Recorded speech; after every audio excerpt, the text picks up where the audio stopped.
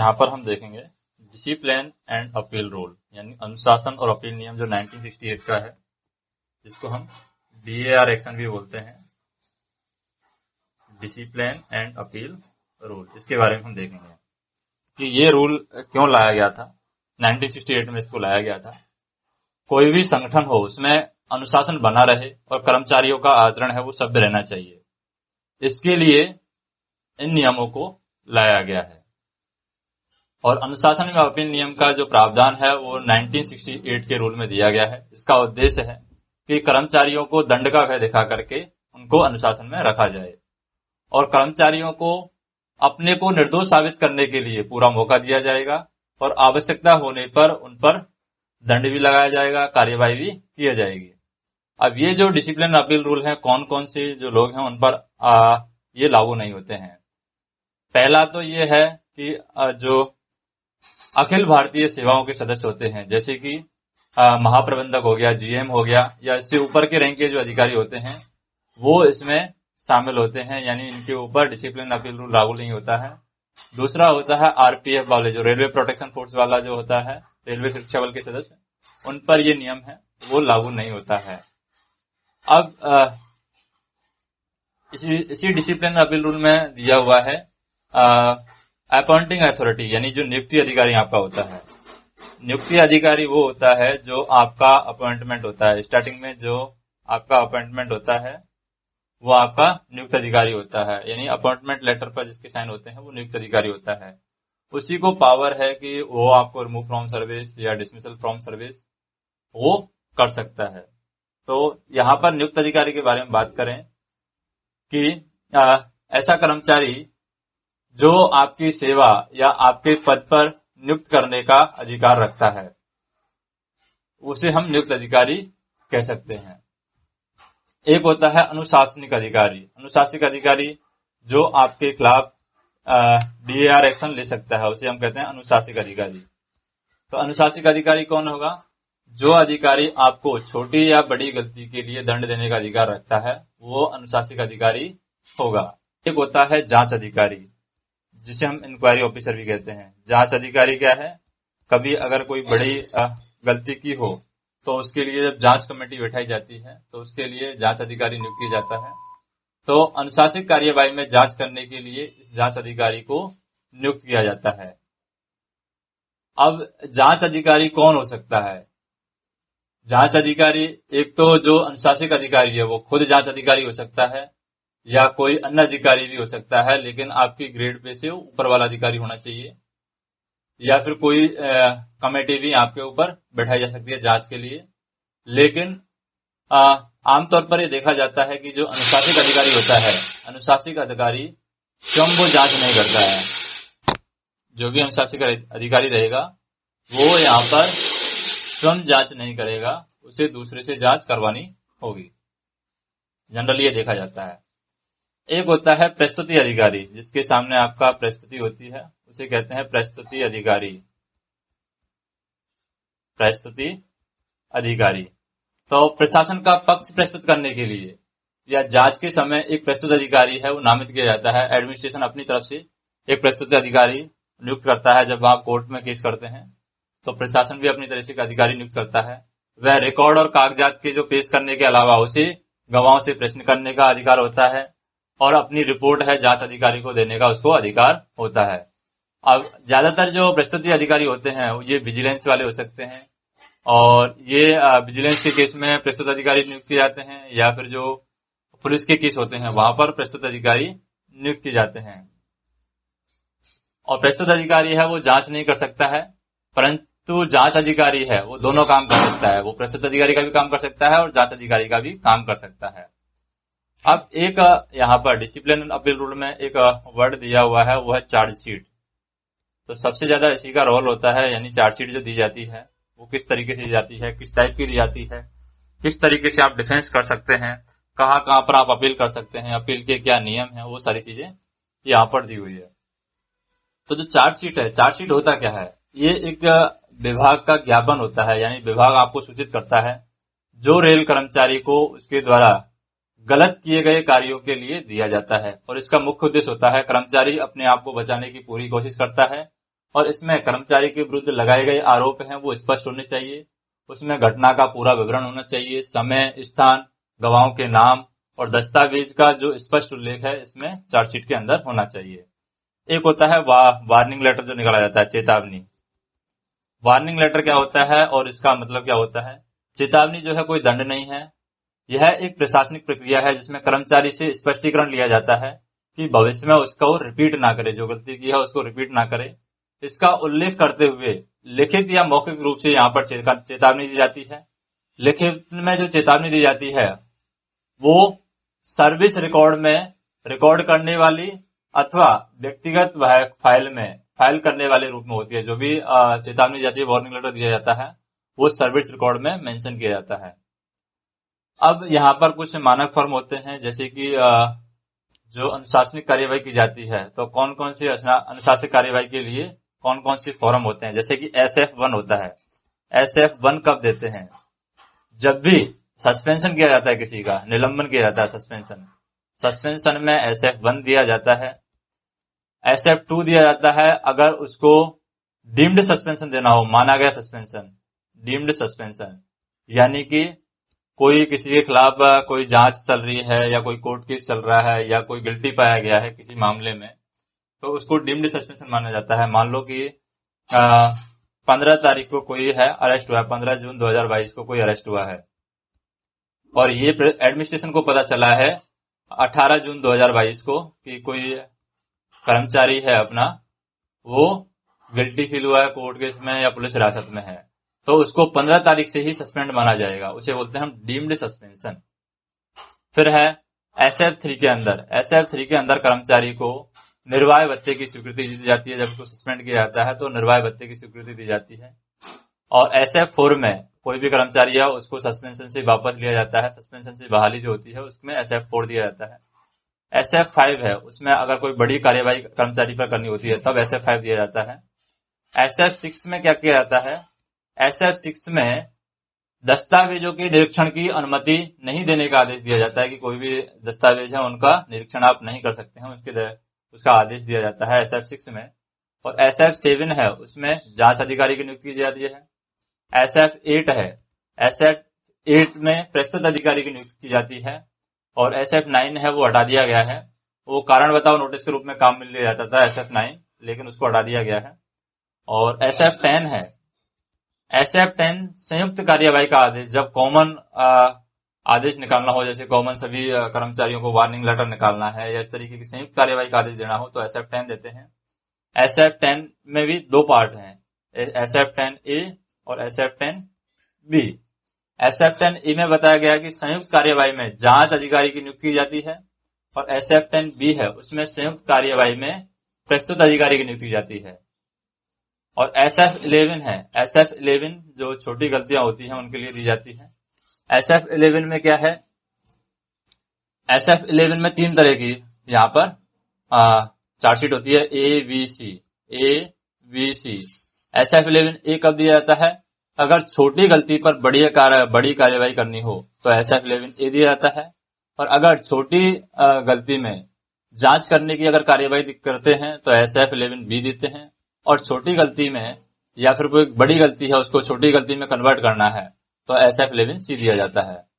अब देखते हैं सस्पेंशन, यानी कि जब निलंबन किया जाता है तो क्या होता है? सस्पेंशन। और सस्पेंशन में कहाँ कोई अपील कर सकता है और क्या उसका प्रोसेस होता है? निलंबन जो होता है, सस्पेंशन होता है, वो हमेशा ध्यान रखना है कि ये पेनल्टी नहीं है, ये एक तरीके से अनुशासनिक कार्यवाही है। यानी निलंबन जो होता है वो हमेशा सस्पेंशन ड्यूटी से होता है, काम से होता है। कर्मचारी उसी पद पर बना रहता है, उसी पद पर वो नौकरी में रहता है, लेकिन उसे काम करने की जगह पर रहने की इजाजत तो होती है, यानी कि वो हेडक्वार्टर नहीं छोड़ सकता है, वो काम नहीं कर सकता, काम करने की जगह पर रहने की इजाजत यहाँ पर नहीं होती है। उसे काम करने की जरूरत नहीं है और काम करने की जगह पर रहने की भी जरूरत नहीं है, उसे हेडक्वार्टर, लेकिन उसको हेडक्वार्टर नहीं छोड़ना है। और ये दंड नहीं है, ये प्रशासनिक कार्यवाही है। और कौन कौन सी परिस्थितियों में हम किसी कर्मचारी को सस्पेंड कर सकते हैं? पहली परिस्थिति है कि कोई कर्मचारी के विरुद्ध अगर कोई अनुशासनिक कार्यवाही की संभावना है या कोई बड़े दंड देने की संभावना है तो अब उस कर्मचारी को हम सस्पेंड कर सकते हैं। या फिर कोई कर्मचारी ऐसे क्रियाकलापों में लिप्त है जो देश की सुरक्षा के लिए खतरा है, तब हम उस कर्मचारी को सस्पेंड कर सकते हैं। या कोई कर्मचारी है जिसके खिलाफ कोई केस या छानबीन या जांच या कोई मुकदमा चल रहा है, तब उस कर्मचारी को सस्पेंड कर सकते हैं। अब कौन कौन सी परिस्थिति है जिसमें कर्मचारी को सस्पेंड माना जाएगा, अपने आप ही बिना सस्पेंड किए भी सस्पेंड कर सकते हैं, सस्पेंड माना जाएगा। यदि कोई कर्मचारी 48 घंटे से ज्यादा अगर पुलिस हिरासत में रहता है तो उस कर्मचारी को सस्पेंड माना जाएगा। यानी कि जो हिरासत में रखने की तारीख है वहीं से उस कर्मचारी को सस्पेंड माना जाएगा। जब कोई भी कर्मचारी है वो यहाँ पर सस्पेंड माना जाएगा, क्योंकि उसमें रेलवे की छवि है वो खराब होती है, इसलिए उसको सस्पेंड माना जाएगा। और जो ग्रुप बी का अधिकारी है, ग्रुप सी और डी को निलंबित कर सकता है, यानी इनको सस्पेंड कर सकता है, यानी जिनका वेतन 1800 है उससे कम है। और यहाँ पर निलंबन के दौरान यानी सस्पेंशन के दौरान जो मिलने वाले वेतन भत्ते हैं वो कैसे हैं, क्या प्रोसेस है, निलंबन के दौरान जो पेमेंट है वो किस तरीके से मिलता है। तो सस्पेंशन के दौरान कर्मचारी को 50% वेतन निर्वाह भत्ते के रूप में मिलता है। 50% वेतन है उसको मिलता है निर्वाह भत्ते के रूप में, ताकि वो अपना गुजारा कर सके। और उस पर महंगाई भत्ता प्राप्त करेगा। वो 50% वेतन है उस पर उसको महंगाई भत्ता भी मिलेगा यहाँ पर। और यदि 3 माह से अधिक की अवधि है तो अधिकारी का वो है निलंबन रखना आवश्यक है। 3 महीने से ज्यादा हम सस्पेंड नहीं करते हैं जनरली, लेकिन अगर 3 महीने से ज्यादा सस्पेंड रखना है किसी कर्मचारी को तो उसमें 3 महीने से ज्यादा भी वृद्धि की जा सकती है। परंतु यहाँ पर जो पूरा भत्ता उसको मिल रहा है वो 50% से अधिक नहीं होगा। और अब वेतन है वो 75% से अधिक नहीं होना चाहिए। यानी जो टोटल है, पहले 50% वेतन कर्मचारी को दे रहे थे, लेकिन 3 महीने से ज्यादा अगर सस्पेंशन बढ़ा दिया है तो इसमें 50% में और 50% ऐड कर देंगे। यानी मान लीजिए किसी को 18,000 मिल रहा है तो उसको 9,000 मिलेगा, और 9,000 में भी हम इसमें और कितना जोड़ देंगे, 50% और जोड़ देंगे। 9,000 का 50% यानी 4,500 और जोड़ देंगे, तो उस कर्मचारी को 13,500 रुपए भी 3 महीने के बाद अगर सस्पेंड रहता है तो 13,500 रुपए भी उसको मिल सकते हैं। यानी मैक्सिमम 75% से अधिक उसको वेतन नहीं होना चाहिए। और यदि निलंबन की जो अवधि है, सस्पेंशन की जो अवधि है कर्मचारी के उत्तरदायित्व के कारण बनती है तो उसके निर्वाह भत्ते को कम करके वेतन को 25% तक किया सकता है। यानी अगर मान लो जो सस्पेंशन है वो कर्मचारी की वजह से बढ़ रहा है, यानी कर्मचारी के उत्तरदायित्व के कारण से अगर बढ़ रहा है तो ये 50% से कम भी किया जा सकता है, तो 50% से डायरेक्ट 25% भी किया जा सकता है। तो यहाँ पर जो वेतन बनेगा उसका 9,000 से 25% कम कर देंगे तो यहाँ पर ये 4,500 ही वेतन बन पाएगा।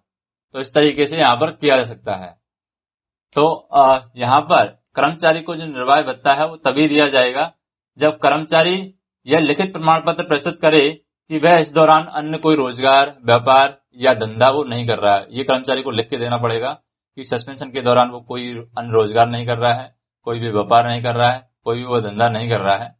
तभी कर्मचारी को यहाँ पर सस्पेंशन के दौरान है ये 50% पेमेंट है, या जो पेमेंट बढ़ेगा 3 महीने के बाद में वो दिया जाएगा। अब यहाँ पर जो निर्वाह भत्ता दिया जाता है, निर्वाह भत्ते में से क्या क्या कटौती की जा सकती है, जैसे कि एचआरए है वो काटा जा सकता है। और कोई भी अगर लिखित प्रमाण पत्र देता है कोई कर्मचारी तो उस पर भी कटौती की जा सकती है। जैसे कोई इंस्टीट्यूट का, कोई यूनियन का पैसा दे रहा है तो उस पर भी कटौती कर्मचारी के पेमेंट से की जा सकती है। और अगर निलंबन जो है जनरली 6 महीने से अधिक नहीं होना चाहिए, और निलंबन के दौरान कर्मचारी है सक्षम अधिकारी से अनुमति लिए बिना अपना मुख्यालय वो नहीं छोड़ेगा।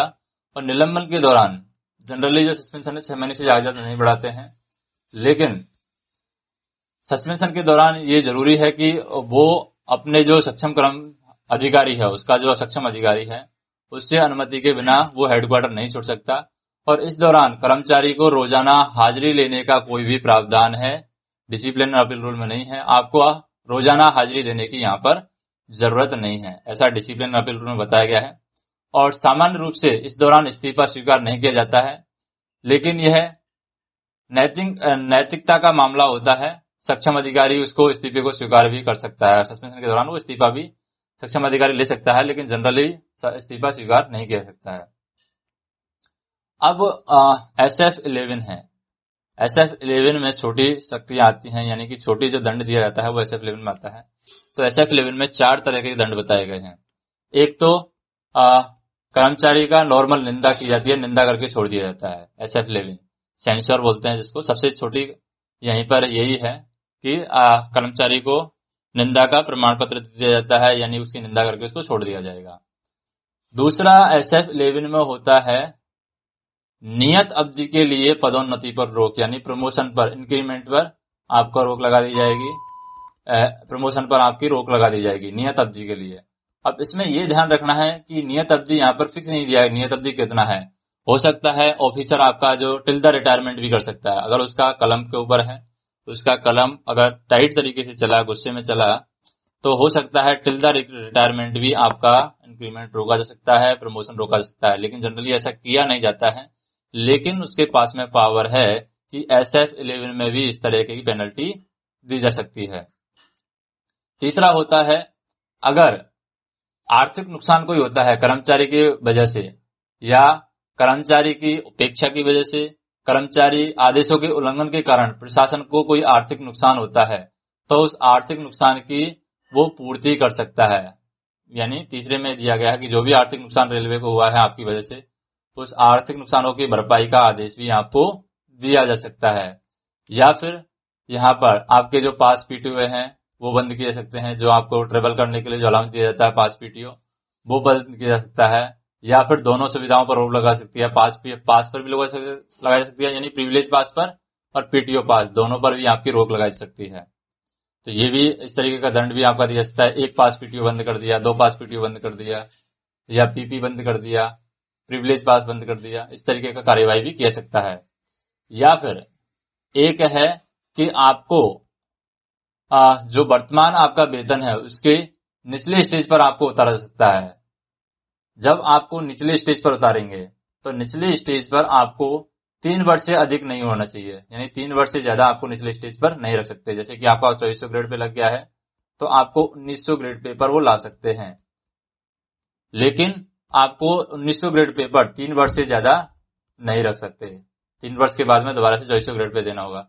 तो यानी इस तरीके से है कि आपको 3 वर्ष से अधिक वो नहीं होना चाहिए। निचले स्टेज पर आपकी अवनति कर रहे हैं तो 3 वर्ष से अधिक ना हो, और इसका भविष्य पर प्रभाव नहीं होना चाहिए, और पेंशन पर भी प्रभाव नहीं होना चाहिए। ना तो इसका फ्यूचर में इफेक्ट पड़ेगा, ये सिर्फ 3 वर्ष के लिए इफेक्टेड रहेगा। 3 वर्ष के बाद में ना तो इसका फ्यूचर पर इफेक्ट पड़ेगा और ना ही इसका पेंशन पर इफेक्ट पड़ेगा। इस तरीके की जो पेनल्टी है वो माइनर पेनल्टी में आती है। अगर 3 वर्ष के लिए आपको लोअर ग्रेड पे लाया जा रहा है और उसके आप भविष्य में कोई प्रभाव नहीं पड़ रहा है, आपके वेतन पर भी कोई प्रभाव नहीं पड़ रहा है, आपकी पेंशन पर भी कोई प्रभाव नहीं पड़ रहा है, फ्यूचर पर भी कोई प्रभाव नहीं पड़ रहा है, तो ये माइनर पेनल्टी के अंदर आता है। और एक माइनर पेनल्टी में चौथी पेनल्टी होती है कि आपको नियत अवधि के लिए वेतन वृद्धि पर रोक लगा देंगे, यानी कि इंक्रीमेंट आपका बंद कर दिया जाएगा। वेतन वृद्धि पर रोक लगा देंगे, और साथ ही इसमें यह निर्देश भी होता है कि इस अवधि के समाप्त होने पर इसका प्रभाव है वेतन वृद्धि पर पड़ेगा या नहीं। यानी कि आपका एक इंक्रीमेंट है, अगर आपका इंक्रीमेंट मान लीजिए आपको चार्जशीट जो दी गई है वो दी गई है 1 जनवरी 2022 को चार्जशीट दी गई है, और आपका 1 जुलाई 2022 को इंक्रीमेंट लगने वाला है, और आपका अगर एक इंक्रीमेंट रोक दिया है तो आपका जो अगला इंक्रीमेंट कब मिलेगा, 1 जुलाई के बाद में फिर 1 जनवरी 2023 को मिलेगा।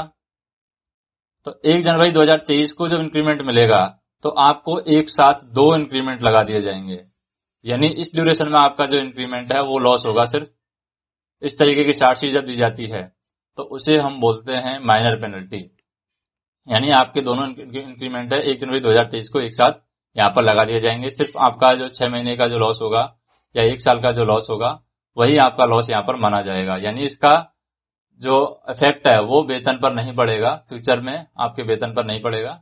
तो वो हमारी माइनर पेनल्टी के अंदर आती है। अब आता है SF5। SF5 में किस तरीके की पेनल्टी दी जाती है।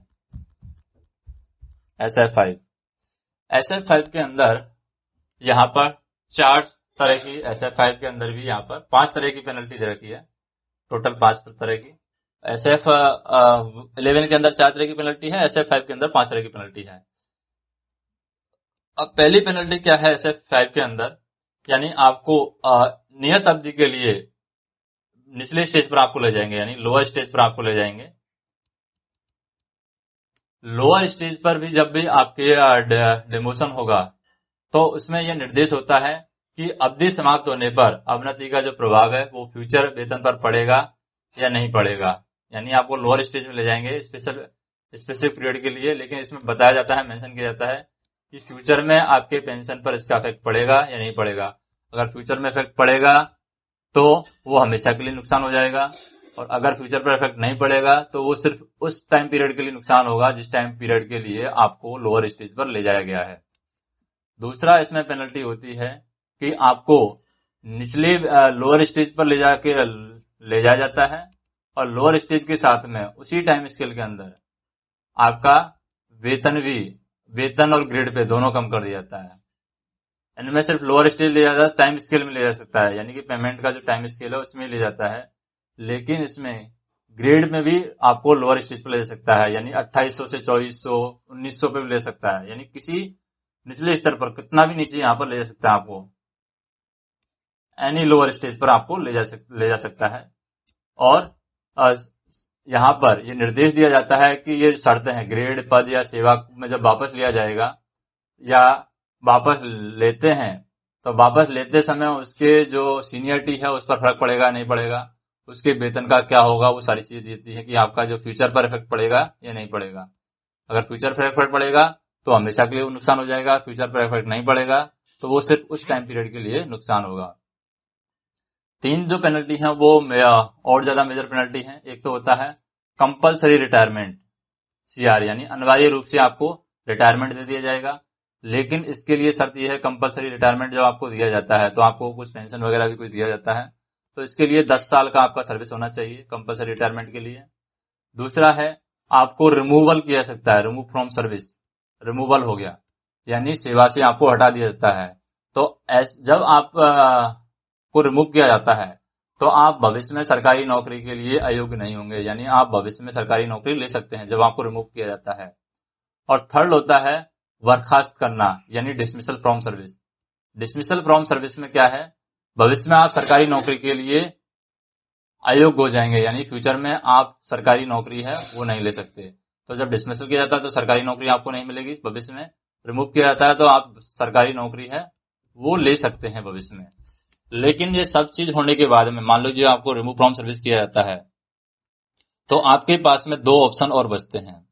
2 ऑप्शन कौन कौन से बचते हैं, जिस अथॉरिटी ने आपके खिलाफ डिसिप्लिन एंड अपील रूल का लास्ट एक्शन लिया है, यानी आपने अपील किया, अपील के बाद में उस केस का रिव्यू हुआ, आपने कोर्ट केस भी देख लिया, तो आपको क्या है 90 दिन के अंदर, या हम कह सकते हैं आपको 90 दिन के अंदर जो है उससे हायर अथॉरिटी, जिस अथॉरिटी ने लास्ट एक्शन लिया है उस लास्ट एक्शन अथॉरिटी से आप हायर अथॉरिटी के पास में क्या कर सकते हैं, रीअपॉइंटमेंट के लिए अप्लाई कर सकते हैं। अपनी जो कंडीशन है वो बता करके कि आर्थिक स्थिति खराब है या जो भी आपकी परेशानी है उसको बता करके आप अपने हायर अथॉरिटी के पास में रीअपॉइंटमेंट के लिए अप्लाई कर सकते हैं। रीअपॉइंटमेंट का मतलब है आपको दोबारा से स्टार्टिंग से नौकरी आपको यहाँ पर दिया जाएगा। रीअपॉइंटमेंट में आपको स्टार्टिंग से दोबारा नौकरी दिया जाएगा, यानी जिस ग्रेड पे पर आपका सिलेक्शन हुआ था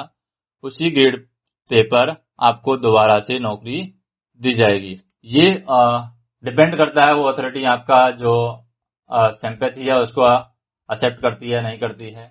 अगर आप जेन्युइन रीजन बताते हैं और अथॉरिटी को लगता है, अथॉरिटी को आपके ऊपर दया आती है तो अथॉरिटी आपको रीअपॉइंट कर सकती है। रिमूव फ्रॉम सर्विस में भी, और जब आपको रिमूव फ्रॉम सर्विस कर दिया जाता है तब आप रीअपॉइंटमेंट के लिए अप्लाई कर सकते हैं। जो भी लास्ट अथॉरिटी ने एक्शन लिया है उसके अगली अथॉरिटी के पास में, यानी कि मान लो लास्ट एक्शन DRM ने लिया है तो DRM के पास अपील कर सकते हैं, DRM ने लिया है तो GM के पास में आप डायरेक्ट अपील कर सकते हैं, एप्लीकेशन दे सकते हैं रीअपॉइंटमेंट के लिए। अगर ये भी यहाँ पर आपका रिजेक्ट हो जाता है तो आप 6 मंथ के अंदर आप प्रेसिडेंट के पास में अपील कर सकते हैं। और प्रेसिडेंट के पास में अपील करके भी आप रीअपॉइंटमेंट ले सकते हैं, यानी कि आप दोबारा से नौकरी ले सकते हैं, रीअपॉइंटमेंट ले सकते हैं। और प्रेसिडेंट के पास आप जो आपका केस है उसको भी रिवीजन करा सकते हैं, यानी जो आपकी केस है उसको प्रेसिडेंट के पास अपील करवा के उस पर दया का क्या ले सकते हैं, लाभ ले सकते हैं, रिवीजन करा सकते हैं। तो अगर वहां से भी आपको ये आदेश आ जाता है आपके पक्ष में तो वो भी आपके लिए फायदेमंद होता है। अब हम देखें यहाँ पर कि जैसे ये सारी चीजें होगी, किस तरीके से आपको रीअपॉइंटमेंट के लिए अप्लाई कर सकते हैं, किसी तरीके से आपको प्रेसिडेंट के पास में भी रिवीजन के लिए अप्लाई कर सकते हैं। लेकिन जैसे जीएम का जो ऑर्डर होता है उसमें आप रिवीजन के लिए अप्लाई नहीं कर सकते। जीएम ने कोई ऑर्डर दिया है तो उसमें आप रिवीजन के लिए अप्लाई नहीं कर सकते, ये आपको ध्यान रखना है। अब जो SF11 दिया जाता है उनकी किस तरीके से दिया जाता है, उनकी कार्यविधि क्या होती है SF11 की, यानी SF11 का प्रोसेस क्या होता है, किस तरीके से वो दिया जाता है। सबसे पहले तो यह समझा जाएगा कि कर्मचारी के द्वारा जो गलती की गई है वो इस लायक होनी चाहिए कि उसको SF11 दिया जाना चाहिए और केस पक्का होना चाहिए, और इससे जो संबंधित जो तथ्य हैं, जो घटनाएं हैं वो भी सही होनी चाहिए। इसके पश्चात SF11 में जो भी आरोप उसके ऊपर लगाए गए हैं उसका पूरा विवरण देकर के उसको कर्मचारी को दिया जाता है। और इसमें रेल सेवा आचरण जो 1966 के नियम 3 को भी बता दिया जाता है, यानी 1966 का जो रूल 3 है उसको भी यहाँ पर बताया जाता है कि इसके थ्रू आपको SF11 दिया जा रहा है। तो इस पर कर्मचारी को जो अपना डिफेंस है वो 10 दिन के अंदर वापस जमा कराना होता है। ये नहीं है कि आपने SF11 ले लिया, 10 दिन के अंदर आपने डिफेंस जमा नहीं कराया, आपने कोई अपना जो गलती आपसे क्यों हुई है उसका रीजन आपने नहीं बताया, तो आपके खिलाफ एक तरफा क्या है आदेश जारी कर दिया जाता है, यानी एक तरफा आपको चार्जशीट दी जा सकती है। तो बचाव पत्र जब आप दे देते हैं, जो भी आपके ऊपर कर्मचारी है उसने अनुशासनिक कार्यवाही की है, तो उस अनुशासनिक कार्यवाही है, जो अनुशासनिक आपका अधिकारी होता है वो बचाव पत्र प्राप्त होने पर उसको देखता है कि कर्मचारी ने अपने बचाव पत्र में क्या लिखा है। अगर वह संतुष्ट होता है तो वो आपकी चार्जशीट को खत्म भी कर सकता है। अगर वो संतुष्ट नहीं होता है तो अधिकारी है स्पष्ट रूप से वो कारण के साथ में आदेश लिखता है कि कर्मचारी ने क्या गलती की है और उसे क्या दंड दिया जाना सही है, ये यहाँ पर दिया गया है। उसके बाद में कर्मचारी को NIP यानी notice for imposition of penalty, ये होता है NIP यहाँ पर जारी किया जाता है, notice for imposition of penalty, कर्मचारी को यहाँ पर जारी किया जाएगा। अब जब NIP जारी किया जाता है किसी कर्मचारी को तो उसमें दंड या अपील का जो दंड दिया गया है और अपील किस अधिकारी को करनी है उसका पूरा विवरण दिया जाता है कि आप इसके खिलाफ, अगर आप इस दंड से संतुष्ट नहीं हैं जो आपको दंड दिया गया है तो उसके खिलाफ आप कहां पर अपील कर सकते हैं। तो यहाँ पर कर्मचारी को पूरा अवसर दिया जाता है और वो 45 दिन के अंदर उसे क्या है दंड के विरुद्ध वो अपील कर सकता है। 45 दिन के अंदर जो भी कर्मचारी को क्या दिया गया है, SF11 दिया गया है या जो दंड दिया गया है उसके खिलाफ 45 दिन के अंदर वो जो भी अपीलेंट अथॉरिटी दे रखी है, अगली जो अपीलेंट अथॉरिटी दे रखी है उसके पास में वो अपील कर सकता है।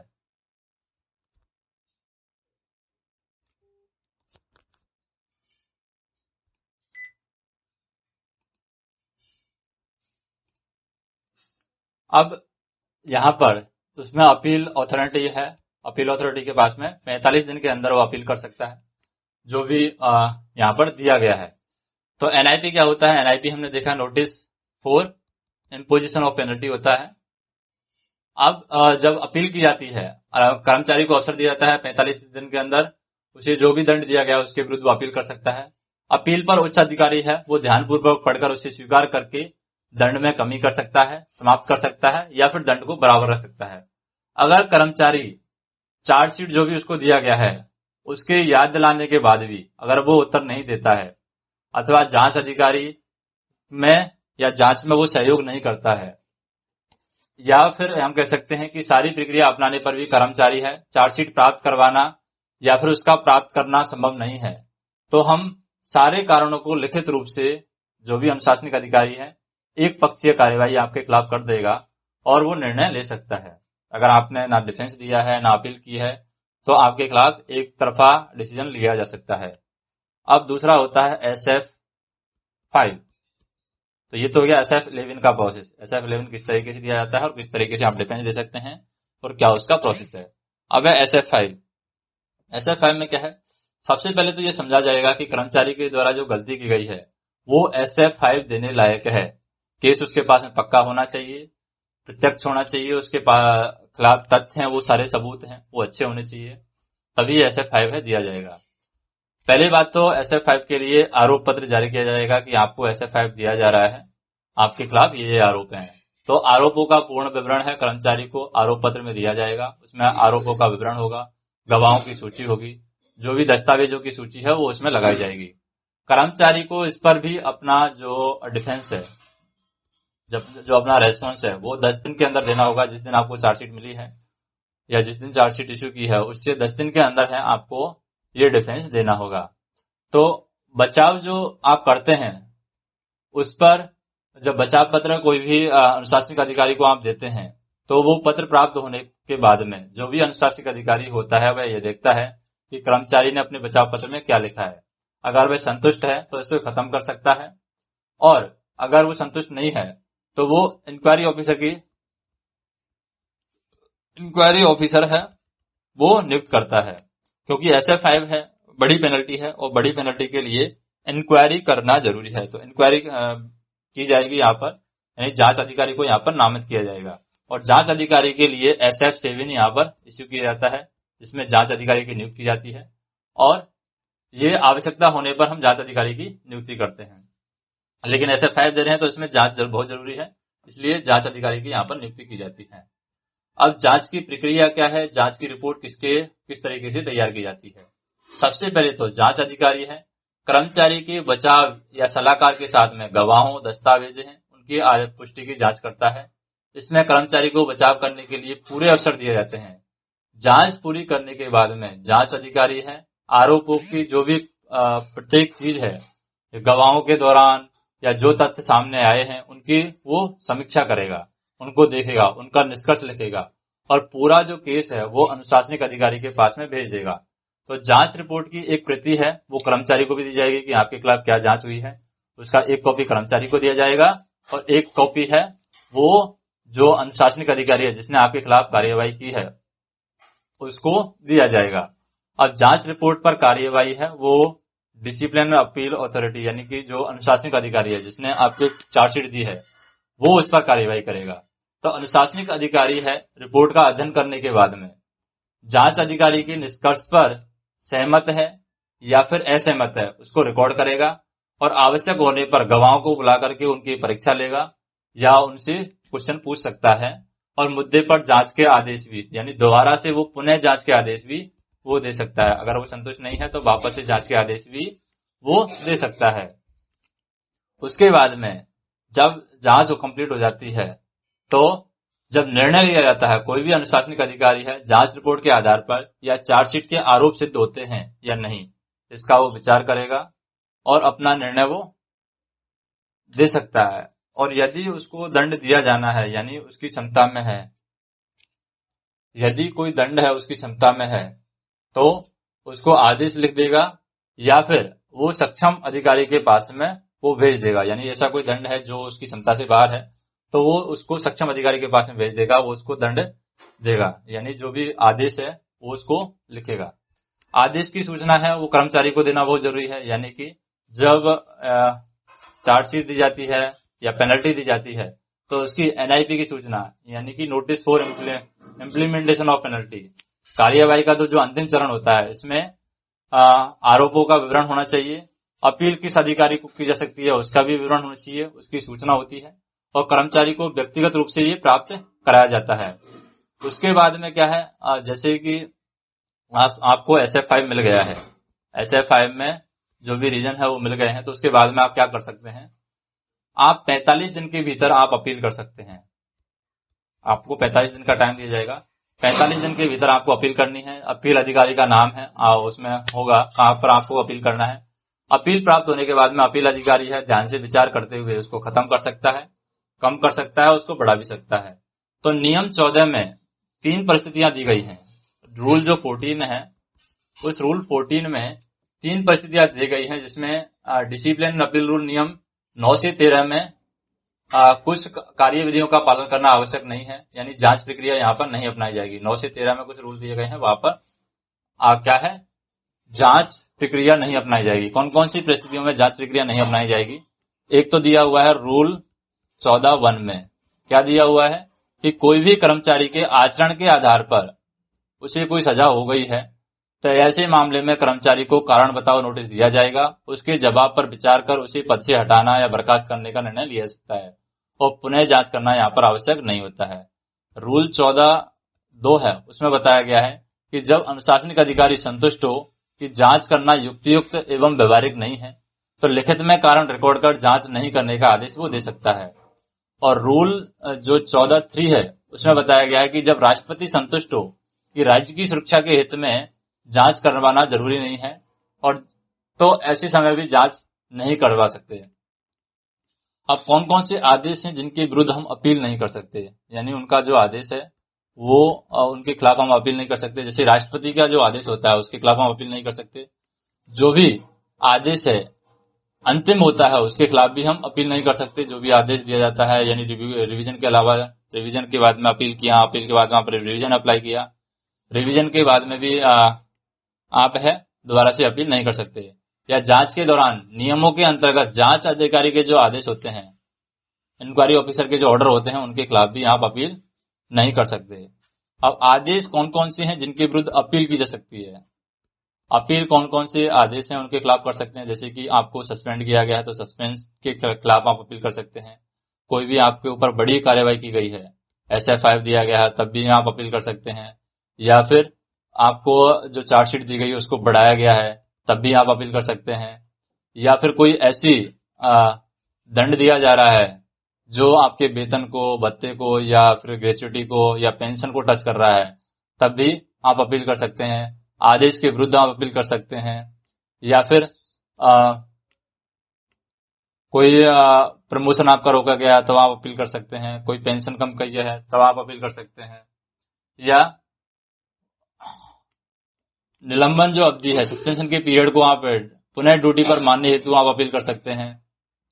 तो ये सारी चीजें आप अपील कर सकते हैं। आदेश करना, अब अपील का जो 45 दिन का नियम हो गया दिया गया है, आदेश करने वाला जो अधिकारी है उससे उच्च अधिकारी के पास में ही आप अपील कर सकते हैं और 45 दिन के अंदर आप अपील कर सकते हैं। 45 दिन की अवधि है वो फिक्स है। तो इसमें कौन कौन सी चीजें दी गई हैं? कर्मचारी स्वयं अपना नाम से अपील प्रस्तुत कर सकता है। यूनियन या वकील या बचाव सलाहकार के द्वारा अपील यहाँ पर नहीं करा सकती। कर्मचारी को स्वयं अपने नाम से यहाँ पर अपील करनी होगी। वो किसी यूनियन के थ्रू अपील नहीं करवा सकता, कोई वकील के थ्रू अपील नहीं करवा सकता, या फिर वो बचाव सलाहकार के द्वारा भी अपील नहीं कराई जा सकती। अपील प्राधिकारी को लिखित में देना जरूरी है। जो भी अपील आप कर रहे हैं उसको अधिकारी को आपको लिखित में देना है। सम्मानजनक भाषा का प्रयोग करना है। कर्मचारी अपना पक्ष में दलील नहीं दे और न ही व्यक्तिगत रूप से किसी को कटाक्ष करना है और अपने पक्ष में भी उसको कर्मचारी को दलील नहीं देना है, उसे अपील करना है। तो रिमूवल, डिसमिसल और अनिवार्य रूप से जो सेवानिवृत्ति के मामले में अपील करने का प्रावधान भी है। यानी 3 जो है, रिमूवल फ्रॉम सर्विस, और जो आपको कंपलसरी रिटायरमेंट दिया जाता है, अनिवार्य रूप से सेवानिवृत्त किया जाता है, या डिसमिसल, इसमें आप 2 बार अपील कर सकते हैं। बाकी में 1 बार अपील करने का प्रावधान है, लेकिन इसमें आप 2 बार अपील कर सकते हैं।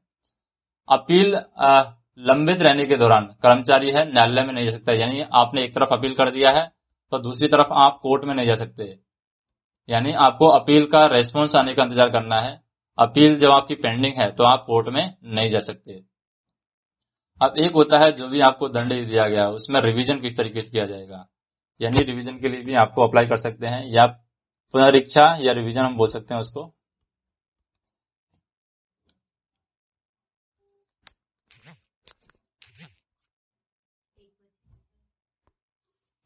रिवीजन में हम देखते हैं कि रिवीजन जब अप्लाई किया जाता है, यानी पुनरीक्षा के लिए जो आवेदन दिया जाता है, तो अपील पर निर्णय के पश्चात में रिवीजन होता है। और अपील नहीं की जाए अथवा अपील का 45 दिन का समय समाप्त हो जाता है। मान लो आपने अपील नहीं की, 45 दिन का समय है आपका समाप्त हो गया, क्योंकि आपको अपील के लिए 45 दिन का समय दिया जाता है। अगर आपने अपील नहीं की है तो जो रिवीजन का प्रतिवेदन है वो स्वीकार किया जा सकता है। और अगर आपने अपील भी की है तो 45 दिन के बाद में आपका रिवीजन का आवेदन है स्वीकार किया जा सकता है। अब जो रिवीजन अधिकारी होता है वो कनिष्ठ प्रशासनिक ग्रेड से नीचे का नहीं होना चाहिए। इसमें कर्मचारी है निवेदन कर सकता है और सक्षम अधिकारी है अपनी ओर से रिवीजन वो कर सकता है। अब यानी वो खुद निवेदन कर सकता है। पहला तो ये है कि वो खुद निवेदन कर सकता है रिवीजन के लिए, और या फिर दूसरा ये है कि जो रिवीजन अधिकारी है वो खुद भी रिवीजन कर सकता है उसके ऊपर अपने आप ही, अपनी तरफ से भी वो सक्षम अधिकारी अपनी ओर से भी रिवीजन कर सकता है। और रिवीजन के बाद में जो निर्णय लिया जाता है उसमें जो भी आपको दंड दिया जा रहा है उसको समाप्त किया जा सकता है, कम किया जा सकता है, या फिर उसमें बढ़ाया भी जा सकता है। कोई अगर कोई और क्लू मिलता है, कोई और सबूत मिलता है तो बढ़ाया भी जा सकता है। और अगर आपको कोई भी दंड नहीं दिया गया है तो आपको दंड भी और दिया जा सकता है। लेकिन अगर आपको जो दंड बढ़ाया जा रहा है तो आपको उचित अवसर दिया जाएगा, यानी आपको बताया जाएगा, आपको अपने पक्ष को रखने के लिए उचित अवसर दिया जाएगा। अब रिवीजन के बाद में दोबारा से एक होता है रिव्यू। रिवीजन के बाद में रिव्यू यानी कि दोबारा से एक तरीके से उस मैटर के बारे में देखना। तो रिव्यू के लिए आप कहां अप्लाई कर सकते हैं? रिव्यू के लिए राष्ट्रपति के अलावा कोई भी आपका रिव्यू नहीं कर सकता। यानी आप रिव्यू के लिए प्रेसिडेंट के पास, राष्ट्रपति के पास में आप अप्लाई कर सकते हैं। और यह तभी किया जा सकता है जब कोई नई सामग्री या साक्ष्य जानकारी में लाए जाएं जो पहले उपलब्ध नहीं थी, लेकिन अभी कोई नए साक्ष्य आपके सामने आए हैं, कोई नई जानकारी आपके सामने आई है, तभी आप है रिव्यू के लिए अप्लाई कर सकते हैं। और नए साक्ष्य के कारण पूरे केस का स्वरूप ही बदल रहा हो तभी आप रिव्यू के लिए अप्लाई कर सकते हैं। और कर्मचारी का जो पूरा प्रतिवेदन है, जो भी कर्मचारी का पूरा प्रकरण है, वो रेल मंत्रालय को भेजा जाता है और उसके द्वारा नियम अनुसार कार्यवाही यहाँ पर की जा सकती है। राष्ट्रपति कोई भी निर्णय करने में सक्षम है। यदि वो दंड को बढ़ाना चाहता है तो कर्मचारी को अपना प्रतिवेदन देने में, अपना आवेदन देने में और बचाव का करने के लिए अवसर यहाँ पर दिया जाएगा। अगर प्रेसिडेंट यहाँ पर क्या है आपके दंड को बढ़ा रहा है तो आपको उचित अवसर अपने बचाव के लिए दिया जाएगा। एक होता है आप रेलवे रेट्स, आरआरटी होता है, रेलवे रेट्स ट्रिब्यूनल, यानी रेलवे का एक कोर्ट होता है, उसमें भी आप अपील कर सकते हैं। रेल दर अधिकरण बोल सकते हैं, रेलवे रेट्स ट्रिब्यूनल बोल सकते हैं। या 3 मामलों में यहाँ पर आप अपील कर सकते हैं: removal from service, dismissal from service और कंपलसरी रिटायरमेंट। इनमें अपील के बाद में ग्रुप सी या ग्रुप डी के कर्मचारी हैं वो क्या कर सकते हैं? जीएम से प्रार्थना पत्र दे सकते हैं। जो भी ग्रुप सी और ग्रुप डी के कर्मचारी हैं उनको रिमूव फ्रॉम सर्विस कर दिया गया है या डिसमिसल फ्रॉम सर्विस कर दिया गया है या कंपलसरी रिटायरमेंट दे दिया गया है, तो वो अपील के बाद में क्या है जीएम से डायरेक्ट जो महाप्रबंधक है उसे प्रार्थना कर सकते हैं कि उनका प्रकरण जो है वो रेलवे आरआरटी यानी रेलवे रेट्स ट्रिब्यूनल के पास में ट्रांसफर किया जाए। और अपील पर निर्णय के बाद में 45 दिन के अंदर ये क्या है दिया जा सकता है ये आवेदन कि जिनको जो भी उनका आवेदन है वो रेलवे रेट्स ट्रिब्यूनल के पास में भेजा जाए। और इसके पास में अधिकरण के पास में प्रकरण की जो भी सभी दस्तावेज यहाँ पर भेजे जाएंगे। लेकिन अधिकरण की सलाह मानना और नहीं मानना ये क्या है जीएम के ऊपर डिपेंड करता है, महाप्रबंधक के ऊपर निर्भर है। यदि सलाह नहीं मानने का निर्णय महाप्रबंधक के द्वारा लिया जाता है तो इसके कारणों को लिखित प्रकरण में रिकॉर्ड करना जरूरी है, यानी उसको लिखित में लिखा जाएगा कि ये कारण क्यों नहीं माना जा रहा है। अब एक होता है प्राकृतिक न्याय का सिद्धांत, यानी जो भी आपको न्याय दिया जा रहा है वो प्राकृतिक होना चाहिए। प्राकृतिक न्याय का सिद्धांत क्या कहलाता है? प्राकृतिक न्याय के सिद्धांत में बताया गया है, जो भारतीय संविधान का अनुच्छेद 311 है उसमें बताया गया है प्राकृतिक न्याय का सिद्धांत। उसमें ये बताया गया है अनुच्छेद 311 के अंदर कि अनुशासनिक कार्यवाही में इसका पालन किया जाना चाहिए। इसके अंतर्गत कर्मचारी को सुनवाई और बचाव के पूरे अवसर दिए जाना चाहिए। ये एक नेचुरल जस्टिस के रूप में काम करता है। कोई भी व्यक्ति अपने ही मामले में स्वयं न्याय नहीं कर सकता। ये नेचुरल जस्टिस का सिद्धांत है। कोई भी व्यक्ति है वो अपने मामले में स्वयं न्याय नहीं करेगा। किसी की बिना सुने अपराधी नहीं मानना चाहिए। सारे निर्णय है वो सद्भाव से करने चाहिए। सुनवाई बिल्कुल निष्पक्ष होनी चाहिए। बचाव के लिए सभी प्रकार के अवसर देने चाहिए। निर्णय करने के कारणों की जानकारी जो भी कर्मचारी है उसको देना चाहिए और सारे आरोपों को पहले से जानकारी होनी चाहिए। न्याय केवल किया ही नहीं जाना चाहिए, ये प्रकट भी होना चाहिए कि न्याय किया जा रहा है। गवाहों की पूरी तरीके से विश्लेषण करना चाहिए, उन्हें पूरा अवसर देना चाहिए। अपराध के अनुरूप ही उसको दंड दिया जाना चाहिए और संदेह का लाभ है आरोपी को यहाँ पर दिया जाना चाहिए। अब ऐसे कौन से दंड हैं जिनमें अनुशासनिक कार्यवाही की आवश्यकता नहीं होती है, यानी डिसिप्लिन अपील रूल अप्लाई करने की आवश्यकता नहीं है, डीआर एक्शन डायरेक्ट लिया सकता है, यानी उसमें अनुशासनिक कार्यवाही की आवश्यकता नहीं है। तो जैसे कि कोई आवश्यक जो विभागीय परीक्षा है उसमें फेल हो जाने पर वेतन वृद्धि पर रोक लगा देते हैं, तो वहां पर अनुशासनिक कार्यवाही की आवश्यकता नहीं है। पदोन्नति के लिए जो भी प्रमोशन के लिए आयोजित जो चयन परीक्षा है उसमें अगर अनुत्तीर्ण होता है तो वहां पर भी आपके खिलाफ अनुशासनिक कार्यवाही नहीं की जा सकती। पदोन्नति के बाद में आप योग्य नहीं पाए जाते हैं तो आपके निचले पद पर आपको अवनति की जा सकती है, तो वहां पर भी आपके खिलाफ अनुशासनिक कार्यवाही की आवश्यकता नहीं है। या प्रोविजनल पीरियड के अनुसार नियम अनुसार सफलतापूर्वक पूरा नहीं करने पर भी आपकी अवनति की जा सकती है। प्रोविजनल पीरियड के अनुसार आपने कोई सफलतापूर्वक काम नहीं किया है तो आपका डिमोशन किया जा सकता है, अवनति की जा सकती है, यानी आपका इंक्रीमेंट जो प्रमोशन है वो रोका जा सकता है। तो वहां पर भी अनुशासनिक कार्यवाही की आवश्यकता नहीं है। और सेवा मुक्ति के नियमों के अनुसार अनिवार्य सेवानिवृत्ति में भी हम जो डिसिप्लिन अपील रूल अप्लाई नहीं करते हैं, या फिर प्रोविजन या दूसरी शर्तों के अनुपालन नहीं कर पाने पर भी पद से हटाया जाता है, तब भी डीआर एक्शन लेने की जरूरत नहीं है। या फिर कार्य क्षमता में कमी आ जाती है, शारीरिक निर्योग्यता हो जाती है या पद समाप्त हो जाता है, तो इन कारणों से अगर पद से हटाना या दूसरे पद पर कर्मचारी को लगाया जाता है तब भी वहां पर अनुशासनिक कार्यवाही की आवश्यकता नहीं है। विभागीय परीक्षा में अनुत्तीर्ण होने पर पद से उसको कम किया जा सकता है, तो वहां पर भी अनुशासनिक कार्यवाही की आवश्यकता नहीं है। या फिर उसके आधार पर कर्मचारी के लिखित आधार पर पदोन्नति के बाद में किसी कारण से पुराने पद पर दोबारा से अवनति की जा सकती है, तो वहां पर भी अनुशासनिक कार्यवाही की आवश्यकता नहीं है। या स्वयं के प्रार्थना पत्र पर कर्मचारी खुद प्रार्थना पत्र देता है, उसको निचले वेतनमान के पद पर स्थानांतरण किया जाता है या फिर उसकी अवनति की जाती है या उसके वेतन में कमी की जाती है, तब भी यहाँ पर अनुशासनिक कार्यवाही